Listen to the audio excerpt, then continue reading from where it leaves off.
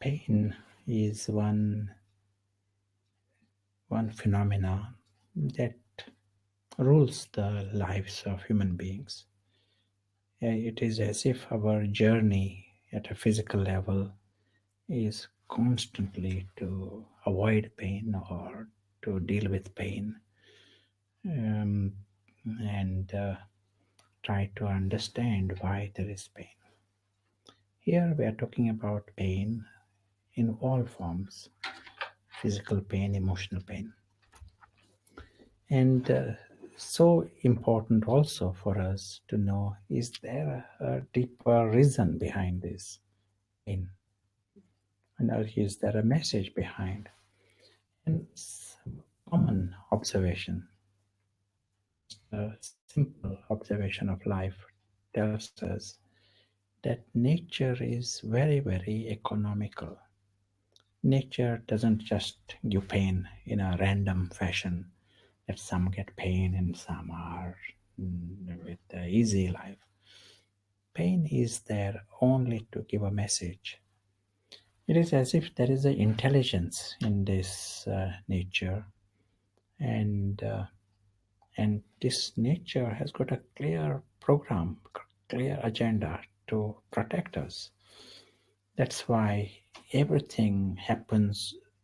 Nature's mechanism operates to protect us. If I cut a finger, instantly the mechanism starts to heal that cut.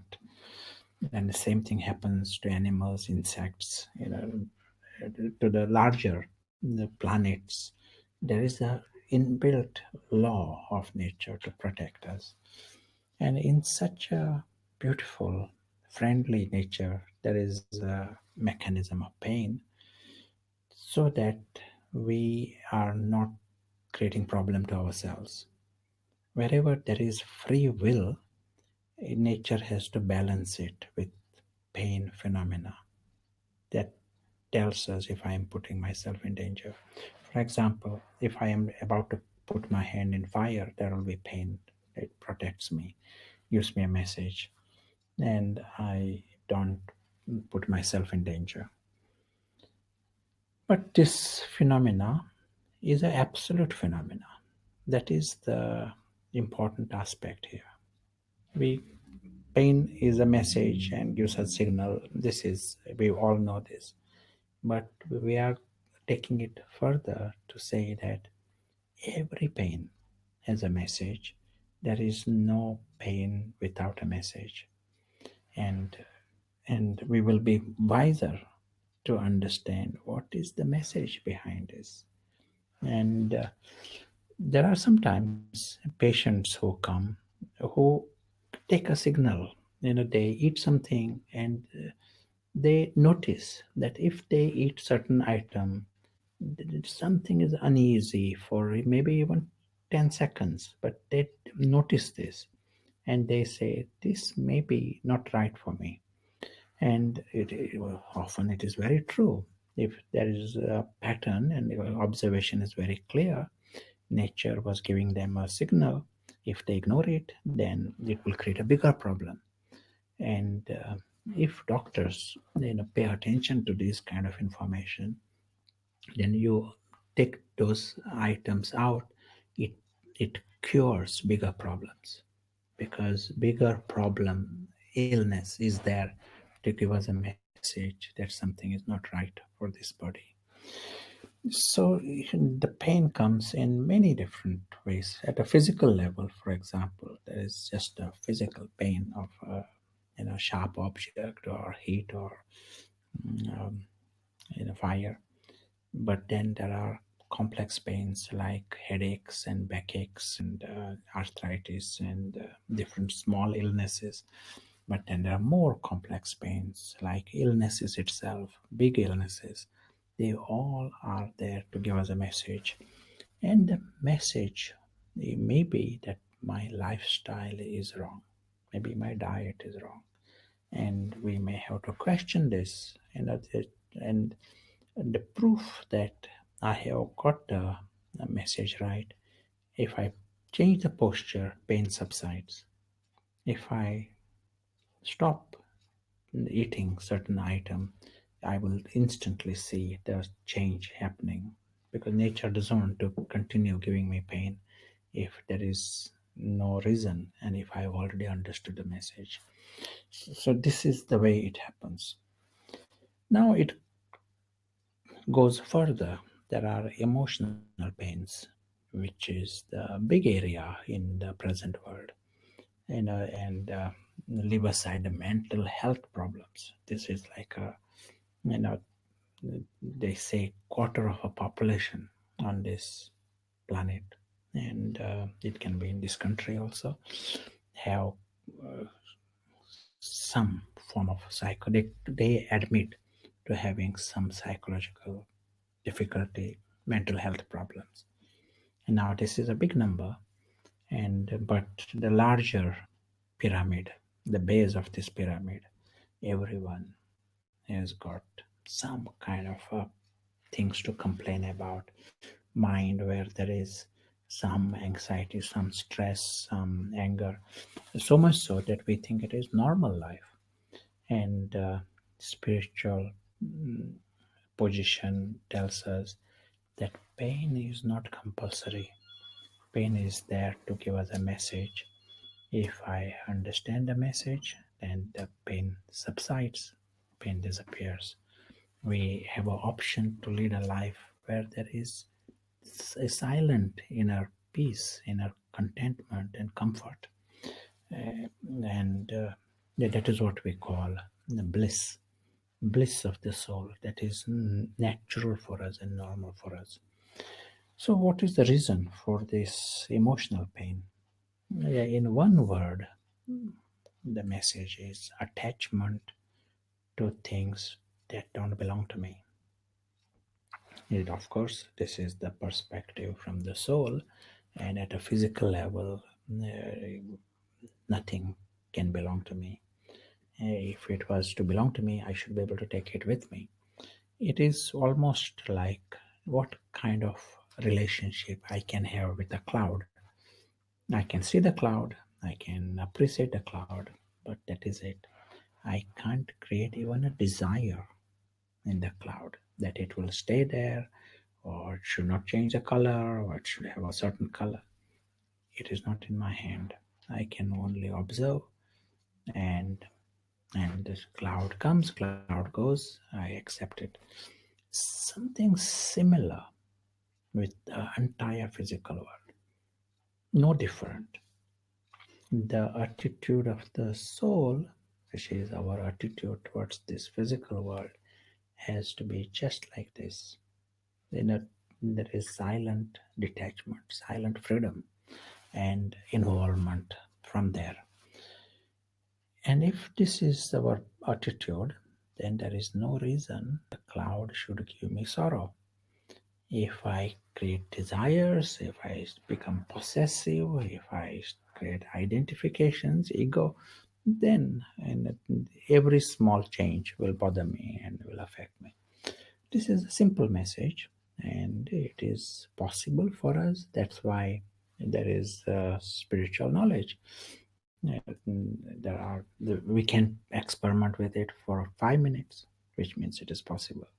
If we can do it for 5 minutes, we can do it longer. And what does this mean? It means that we are temporarily guests on this planet, and we can only, watch this physical world, get involved with that freedom. And more we are in that space, then we will find there is inner peace, and from that peace I interact, I involve, I try to bring about change. But we are also seeing another kind of pain that we all experience, a bigger department, and that is the misfortunes. What we are really trying to see here is that we are the masters, and we have the option what kind of attitude I have with this world. It is as if I have a choice. I can sit in the wrong posture, get pain, but I have an option to change the posture. I have a choice what kind of food I eat, and then there is no reason for pain. Just I need to know if I am doing something wrong. At present, maybe our society has come to believe, rightly or wrongly, and of course, in this case, wrongly, that pain is normal. They sort of they even teach in psychology certain things of sorrow as normal. Here we are saying that pain is not normal. We have completely different option, and we have forgotten even that option. Now, this another big department is misfortune, and we say that it is a signal I am inviting certain situations towards me. And if I have a right posture, there is no reason for misfortunes. That is, circumstances coming towards us. They don't have to be chance, you are lucky, chance, you are unlucky. There is a deeper reason why we are lucky or unlucky. And what is the basis? What is it that causes, misfortune and fortune? Simple position here is the ego within us. When we create ego, ego invites misfortune because nature wants us to become free from the ego. Nature doesn't see ego as normal. And then we do create all kinds of ego based on this cloud, based on this physical world. If I somehow learn how not to create ego, eh, then this is very subtle because ego is most of the time the king within us taking decisions for us. So here you are taking a decision to remove yourself. It is a bit like that. So, but if that is done, then you are very, very clever. Then the nature uh, wants to be in harmony with us. Nature wants to honor us. Your ego is the biggest obstacle for every human being because that is the only reason why uh, they are unlucky or situations come that are obstacles and they don't experience their full prize. What the expression that is often used, pride comes before the fall. It is not that pride comes by chance. No, pride is the cause of the fall. Every kind of pride we create, it invites its corresponding fall, which is good for us to know. Which means if I remove the pride, then nature naturally wants to honor us. Spiritual law is this. There is a nice poem by Rumi. If you run after the shadow, shadow runs away. If you go towards the sun, shadow runs after you. So more we run after something, more ego is obsessed with many things. Then there is a disaster waiting further down. You are going towards the sun. You don't want the shadow. You at least you are not obsessed with the shadow. Shadow runs after you. You become lucky. Things come. That is a law of nature and beautiful way not only to become free from pain, but when pain is removed, the natural state is of comfort, natural state is of peace and contentment. Thank you.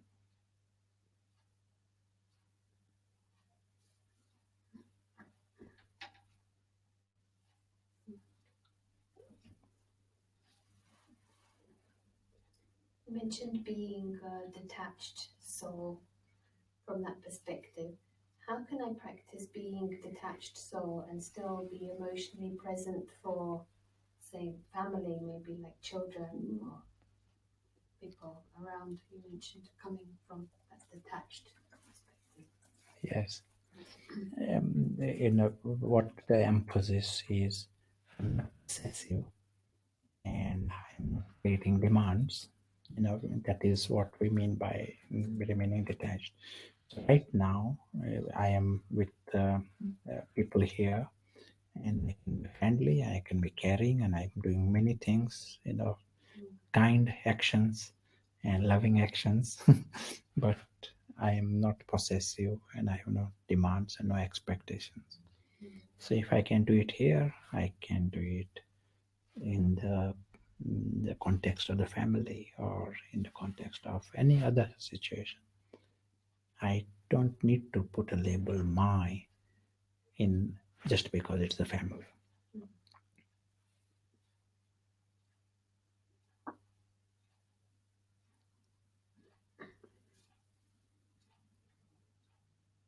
If I'm responsible for the pain I receive, is it too much of a burden to manage? It is nice to know that you can do something about this. Ordinarily, people feel so helpless that there is something comes towards them, and they say, oh, why God, or why is in the world, nature, why situations are coming towards them. you know they can only blame.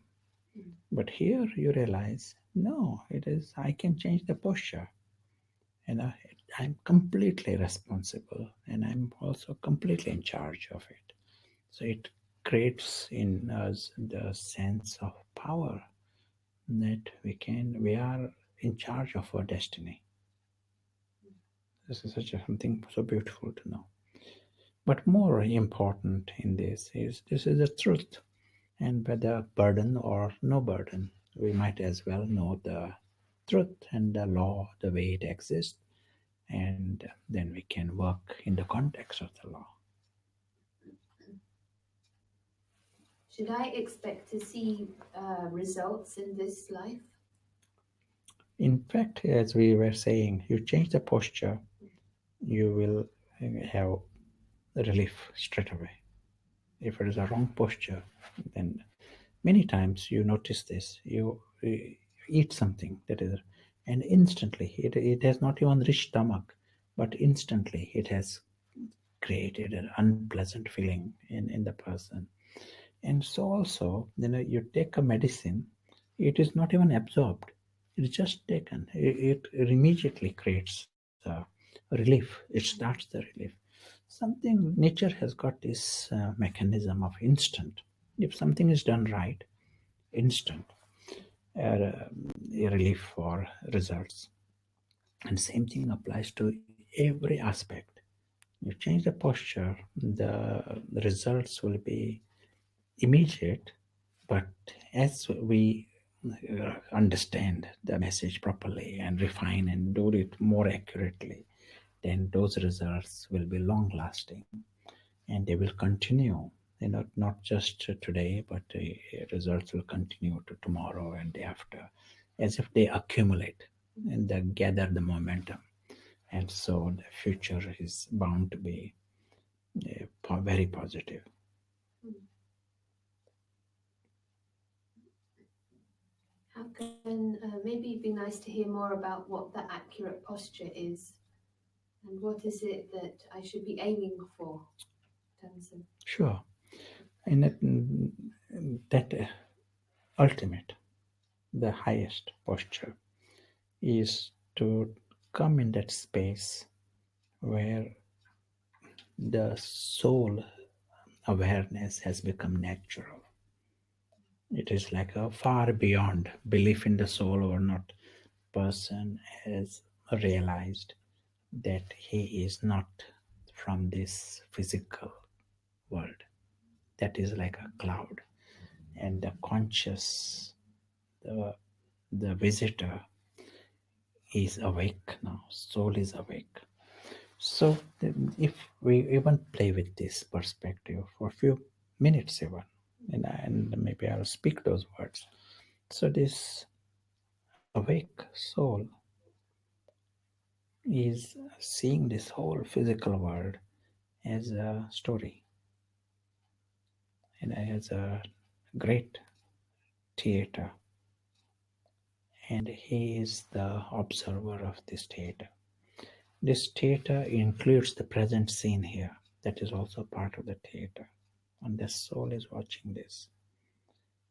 He is not having any desires and attachments in the story. He has no intention to create any attachments. He is very clear of the temporary nature of this drama performance. He knows it is fictional, but he is very interested in his world beyond his father, his home, his family. That is what he is very interested in. He loves them, he knows them, and his heart is having that love for that family of souls, for the father of the souls, and and he is at the same time observer of the physical drama as it comes. Whilst in the physical drama, his bigger interest is in seeing the visiting souls. Behind this drama and the different parts, he knows there are the souls, and they are his brothers, they're visiting souls. This invisible and and eternal is very natural for him, very normal. That is where his attitude is and his attention is. We during these minutes we saw the perspective of the awake soul. We purposefully have not used the letter I when we're talking about this soul perspective. And one simple reason, the moment letter I is used, ego creeps in. The letter I is used by ego all his life. And so ego is back in the position. That's why since our aim is to remove the ego, this is like a nice position, perspective of the awake soul.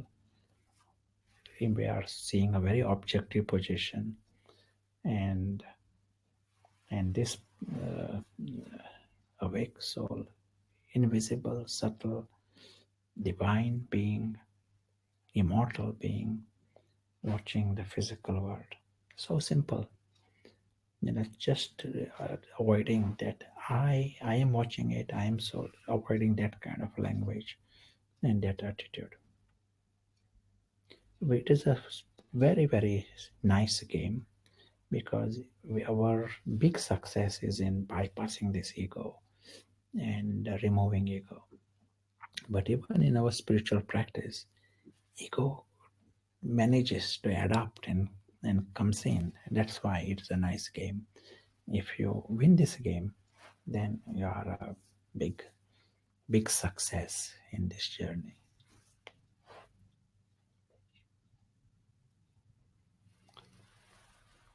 So for the next few minutes, let us create this little opportunity to come in that space beyond this physical story. We come to that world of light, just like a sky, far away from the theater story. And we have choice to immerse ourselves in this sky. That is, we don't need to think of the story. We are experiencing that world of complete silence, world of stillness. This world is timeless,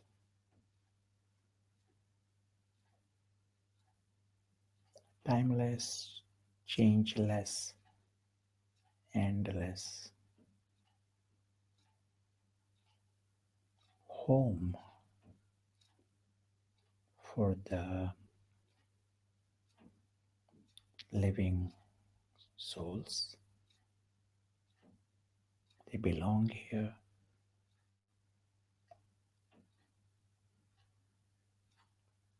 They belong here with the sense of eternal security. They know the mind where there are no desires.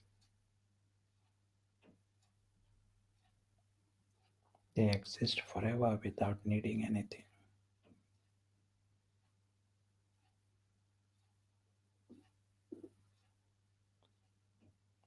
This is the home of the Father, home of the family. These awake souls see this truth, the beautiful truth, the reality behind the fiction, supreme reality, supreme truth, company of God, love from God, silent peace, silent contentment, bliss of the soul.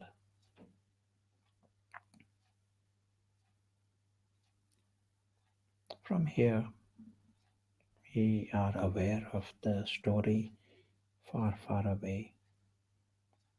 And as these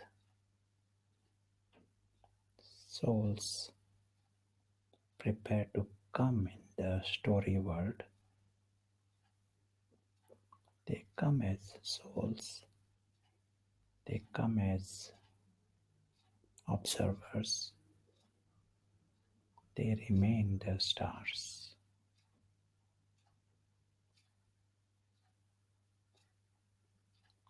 They aim not to forget the beautiful truth.